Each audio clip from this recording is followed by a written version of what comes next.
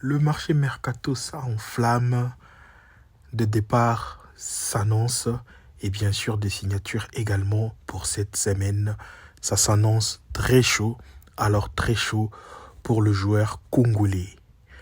En premier lieu, le transfert de Yohan Wissa continue de mouvementer le marché mercato congolais. Mesdames et messieurs, bonjour. On vient justement avec de bonnes nouvelles d'ailleurs pour la suite de l'affaire Yohan Wissa avec son transfert annoncé du côté de Newcastle, même s'il y avait d'autres prétendants qui souhaitaient l'enrôler, mais jusque-là, il y a de très bonnes nouvelles du côté de Newcastle United pour le cas de Yohan Wissa. Avant de donner la grande annonce, on va commencer par récapituler sur ce qui a été la journée d'hier pour Yohan Wissa.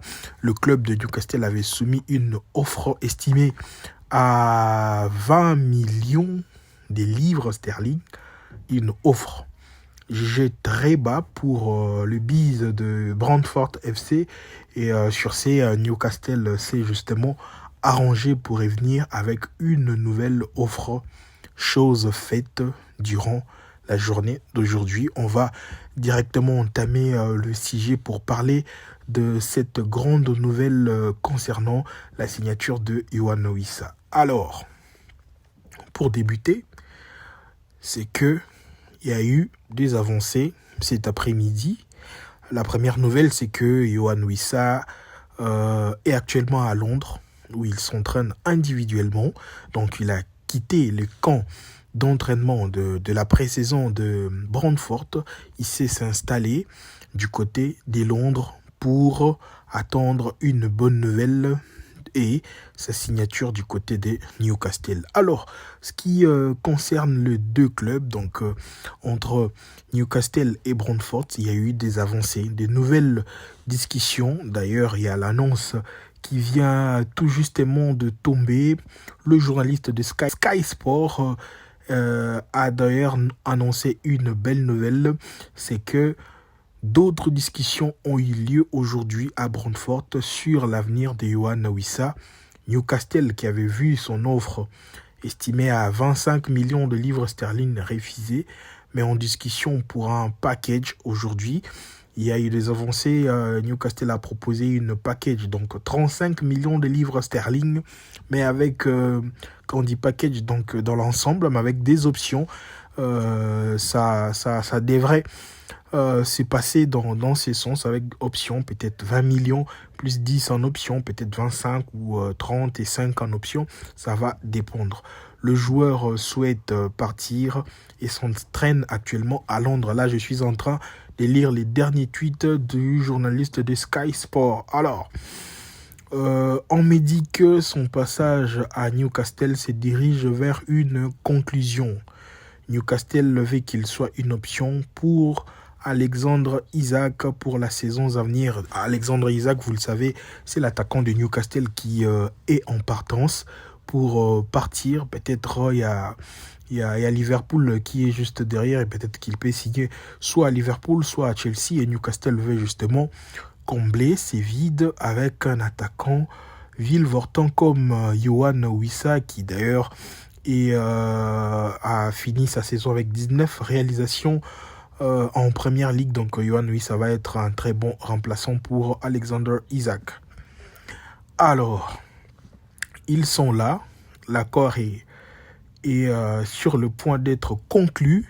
Donc Yohan Wissa a plus de chances de rejoindre Newcastle. Alors, comme on dit, les bonheurs des uns fait les malheurs des autres. Ça fait bien sûr le malheur du côté de Londres où on voyait Tottenham qui souhaitait d'ailleurs jusqu'à la dernière minute mettre un peu de la pression pour enrôler Yohan Wissa. Il y a Franck Thomas qui est l'ancien entraîneur de Brentford qui est du côté de Tottenham, espérait jusqu'à la dernière minute récupérer Yohan Wissa. Malheureusement, les choses avancent plutôt mieux pour Newcastle. Alors, Wissa fait regretter Londres. énormément de regrets pour le club de Newcastle et surtout pour le club de Nottingham Forest qui n'auront pas Yoane Wissa la saison prochaine dans l'ère effectif. Alors pour finir, José Mourinho sur la piste de joueurs congolais. Alors, il s'agit de quel joueur?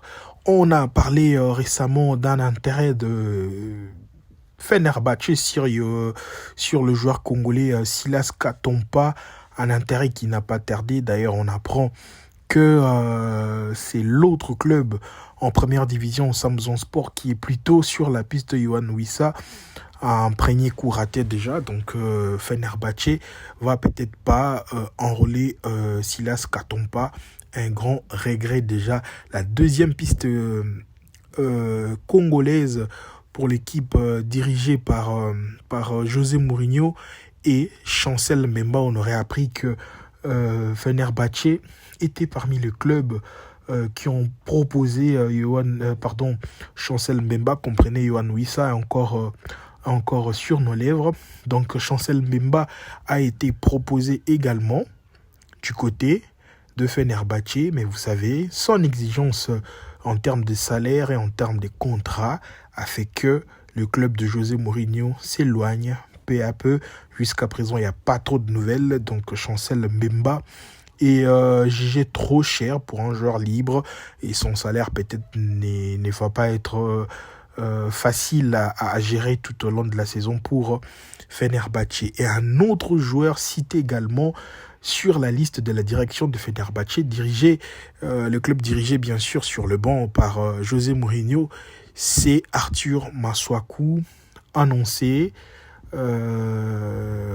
côté de Fenerbahçe, intérêt de Fenerbahçe après son départ de Beşiktaş. Cette option, jusqu'à présent, il n'y a pas d'avancée. Et toutes les pistes de José Mourinho sur le joueur congolais n'ont pas abouti. À présent, Arthur Masuaku, il n'y a pas de nouvelles sur l'avancée de pourparlers à Fenerbahçe. Chancel Mbemba non plus.